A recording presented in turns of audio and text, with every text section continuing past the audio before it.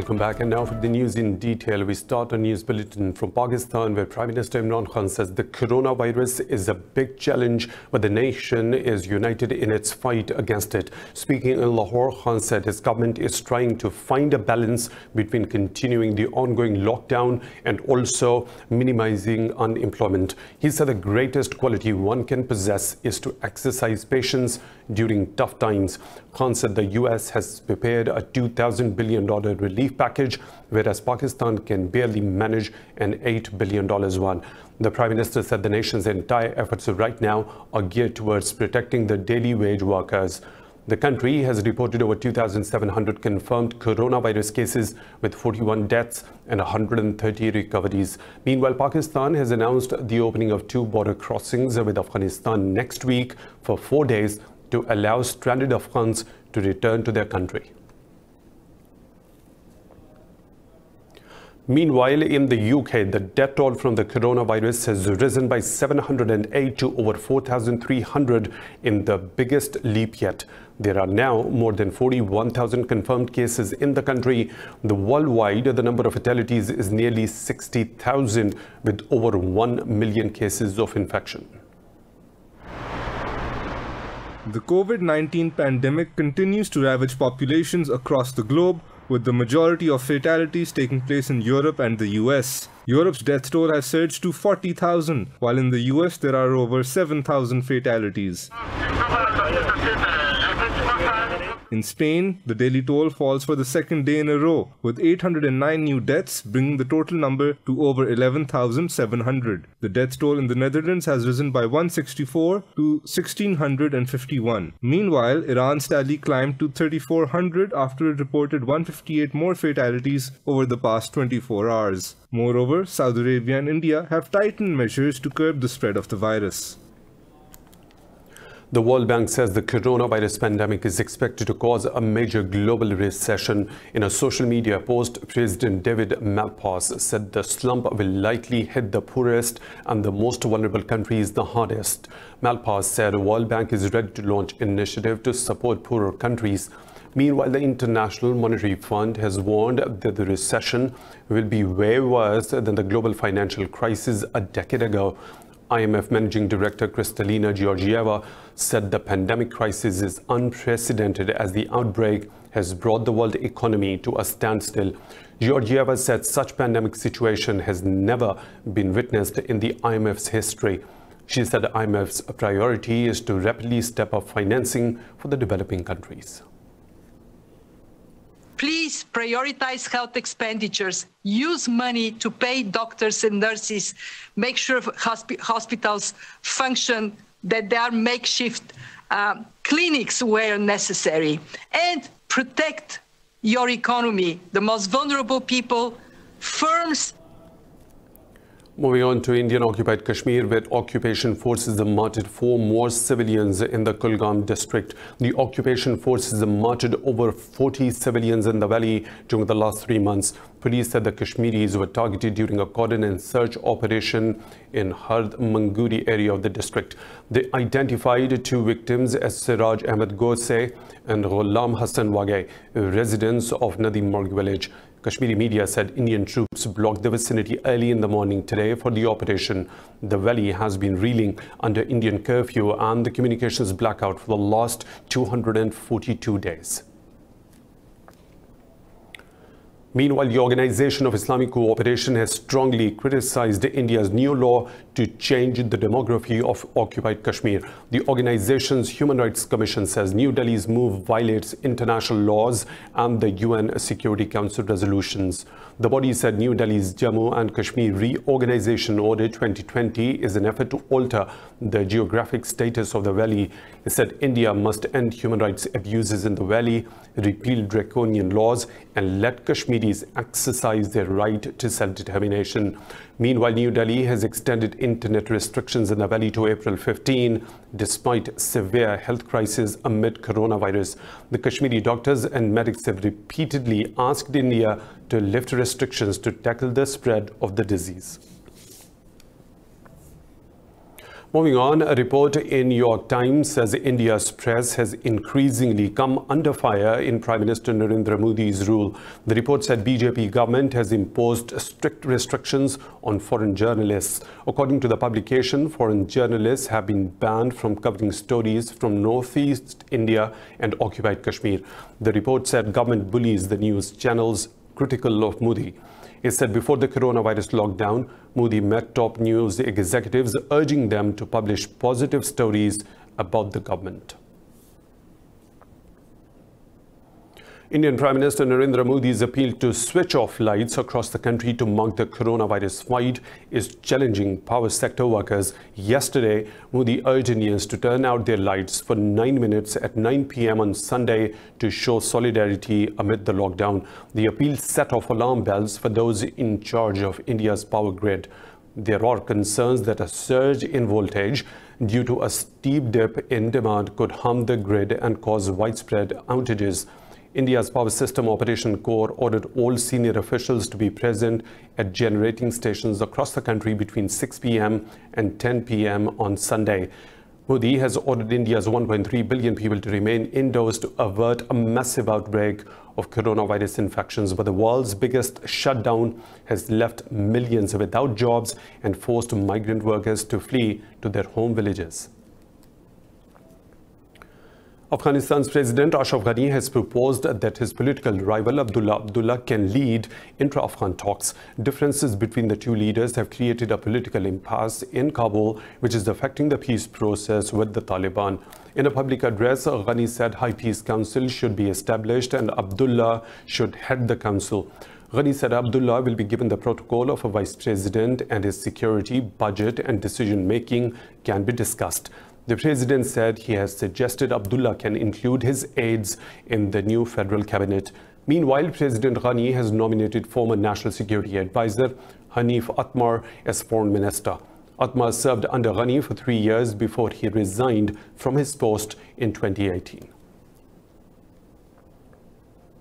Tehran has rebuked U.S. Secretary of State Mike Pompeo for alleging its diplomats were behind the killing of an Iranian dissident in Turkey last November. Pompeo had accused Iran of being involved in a long string of killings a week after the killing of Masoud Molawi in Istanbul. Responding to the allegation, a foreign ministry spokesman claimed it was the U.S. that was involved facilitating coups and arming terrorists. He went on to slam Pompeo, claiming the Secretary of State and the U.S. administration have taken this job to a whole new level. Masoud Molawi, a former cybersecurity officer, was shot dead in the streets of Istanbul in November. Senior officials in the Trump administration say they now believe spies from Iran's Ministry of Intelligence and Security were behind the killing. Turkey says it has killed 24 militants of the Kurdistan Workers' Party in northern Syria. The Defense Ministry says the fighters were targeted during Operation Peace Spring in the region. Turkey has killed 48 Kurdish militants during the last 3 days of escalation. The ministry said it will not stop the operations against the militants in the region. Since 2016, Turkey has launched a trio of operations across its border into northern Syria. Ankara holds the fighter group responsible for the deaths of some 40,000 people in a 30-year terror campaign. Turkey has criticized Greece for sending letters to the European leaders to reduce financial support to Ankara. Greece's Prime Minister Kyriakos Mitsotakis sent letters to the German Chancellor and French President proposing a reduction in financial support of refugees. In a statement, Turkey's foreign ministry said the world will remember Greece's inhumane and embarrassing treatment of the refugees. The ministry said Athens' move is extremely distorted and immoral. It said Ankara has spent $40 billion on 4 million asylum seekers. In 2016, Ankara and Brussels reached a deal to stop irregular refugee flows and improve the conditions of Syrian refugees in Turkey. Turkey says the EU pledged $6.5 billion in aid for refugees, but has transferred less than half of that. Syria has condemned the systematic violations of human rights committed by Israel in the occupied Golan Heights. In a letter to the UN, Syrian envoy Hussam ad-Din Allah has asked the bloc to investigate Israel's practices which are affecting the rights of the occupied territories. The ambassador warned against the escalation of Israeli settlement activities and the looting of the natural resources in the occupied Golan. Ad-Din demanded more attention towards Israel's violations against Syrian citizens of Golan. The envoy referred to the reports by the UN Secretary General Antonio Guterres that confirmed Israel's discrimination towards Syrians. Israel seized the Golan Heights from Syria after the 1967 Six-Day War. The UN Human Rights Office says the situation in all the prisons in Syria is alarming. It warns the risk of mass coronavirus infections is exceptionally high in overcrowded central prisons. A spokesman for the OHCHR, Rupert Colville, said the Syrian regime and the armed groups must take urgent action to release the detainees.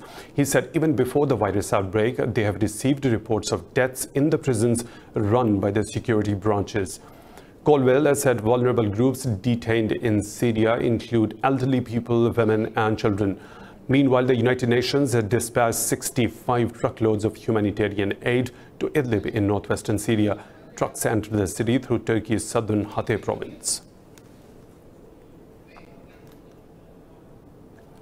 More stories to follow right after a short break. Stay tuned.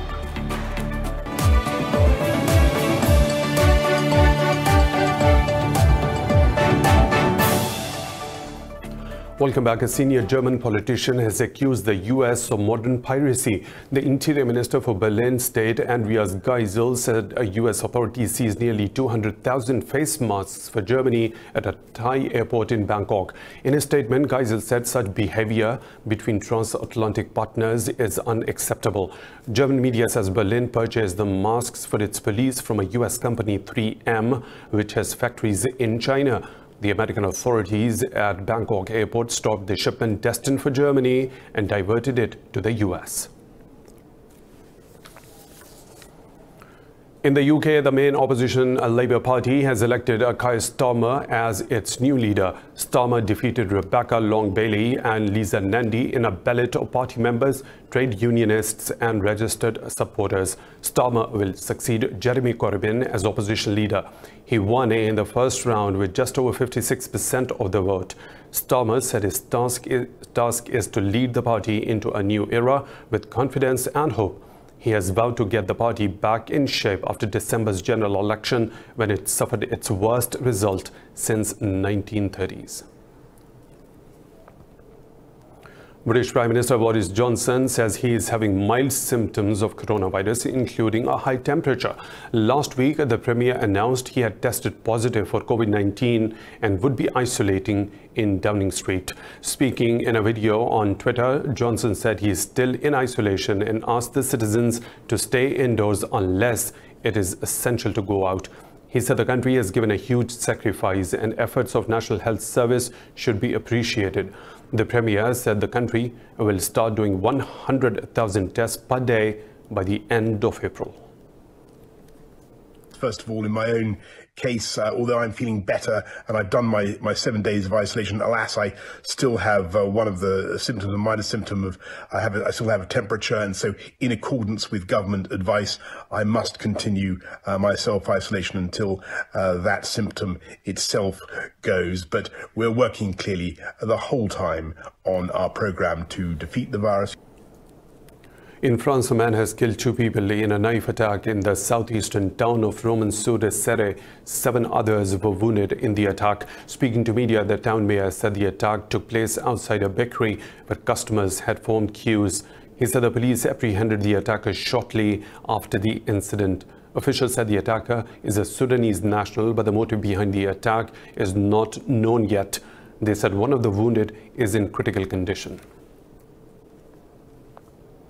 In Russia, a man has been killed and 4 others wounded in a gas cylinder explosion in Orikhovo-Zhuyevo city in Moscow region. In a statement, the Russian Emergency Ministry said the explosion partially destroyed a 5-story building.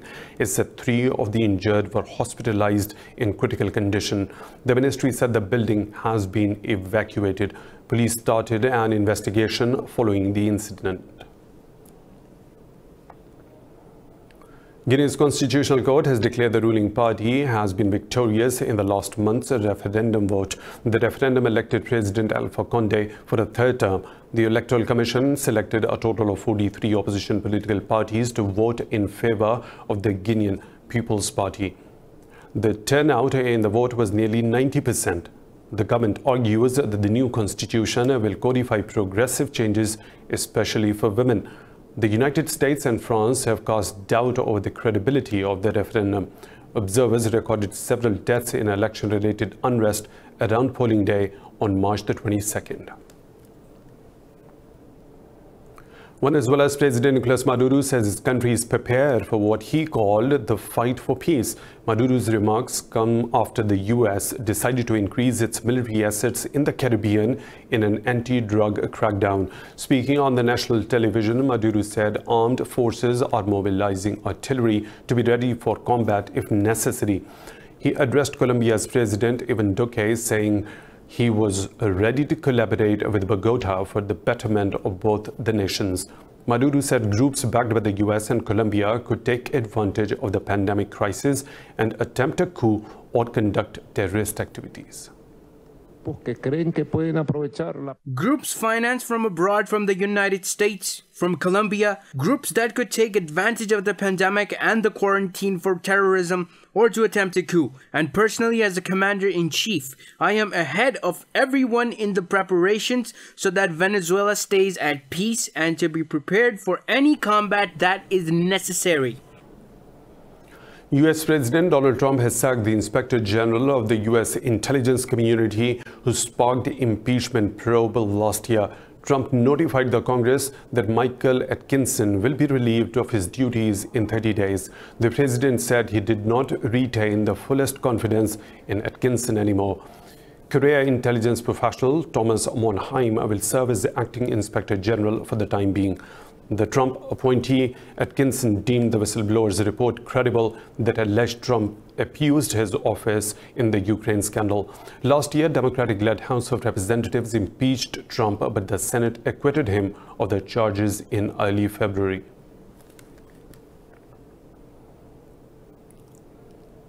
President Donald Trump says he has ordered U.S. companies to stop exporting crucial medical supplies and equipment.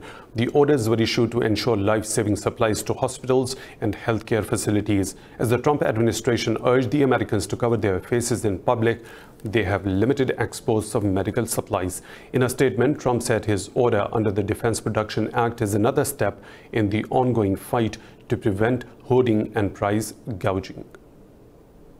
I'm also signing a directive invoking the Defense Production Act to prohibit export of scarce health and medical supplies by unscrupulous actors and profiteers. The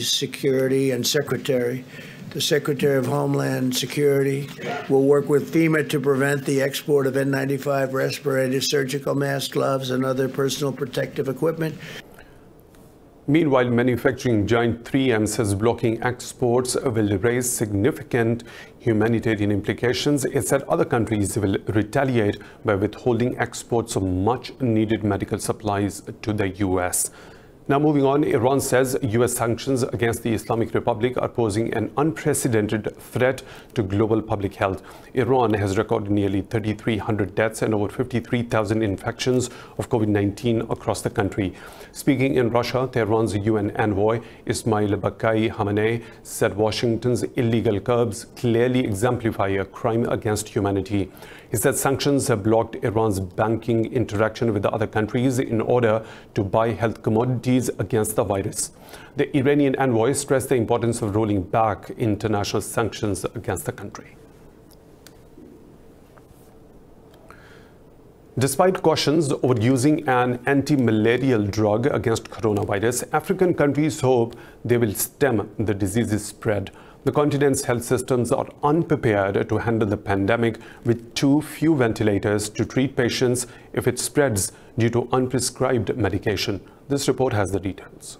Africans are stocking up on an anti-malaria pill that could be vital to treat the new coronavirus. Pharmacies are running out of CHLOROQUINE after promising early signs that it can fight COVID-19. So far, the virus has no cure. In Burkina Faso, Rasmane Ouadraogo bought a large stock just in case, which he plans to use with local remedies. By the time we officially say that it is an approved product, it will already be on hand. CHLOROQUINE is cheap and has been used for decades to treat malaria. Now, as global COVID-19 cases pass 1 million, small studies in France and China suggest it may reduce the virus. This Senegalese expert said it was effective, but only in hospital. We have found that the patients under treatment, especially under specific treatments such as hydroxychloroquine, heal faster. But as I have had to say, when it comes to science, observation alone is not enough, and extensive research is needed before a theory can be validated. As the number of cases climb, African countries scramble to get ventilators ready. Ethiopia is trying to source more machines and has been training doctors to use them. Among the virus victims is Pape Diouf, former president of French football club Olympique de Marseille. Diouf was the first black man to head a major European football club. He died in Dakar on March 31st, becoming Senegal's first fatality in the pandemic.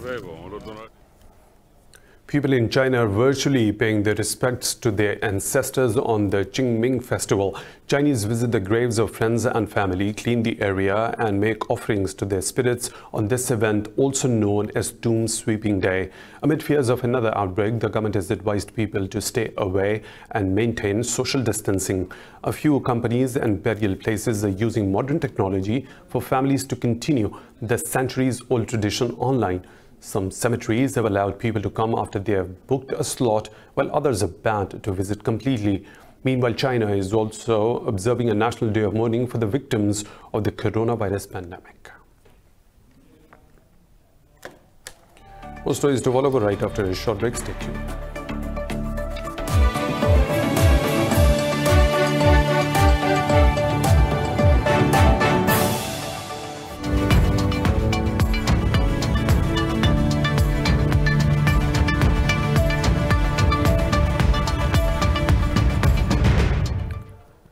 Saudi Arabia has rejected Russia's claim that the kingdom abandoned the OPEC Plus deal, leading to a collapse in the world oil prices. Saudi Foreign Minister Faisal bin Farhan said Moscow is the one that withdrew from the deal. Farhan said Russian President Vladimir Putin's statement about the kingdom's withdrawal is not correct. He said Riyadh's stance on the shale oil production is known and it is an important part of energy sources. Meanwhile, the Saudi energy minister said Russia had declared that all the participating countries are absolved of their commitments from the 1st of April. Air France and the Netherlands flag carrier KLM are holding talks with banks to receive billions of euros in loans. The talks are being held as the airlines brace for a sustained coronavirus shutdown. Air France may get as much as 4 billion euros, while the KLM is receiving nearly 2 billion euros.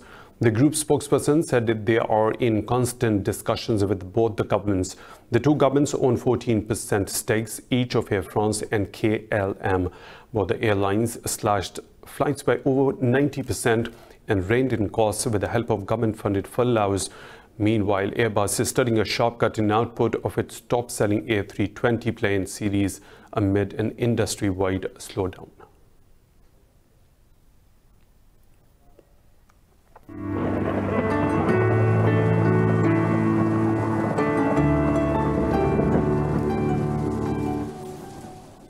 And now the weather situation from around the globe.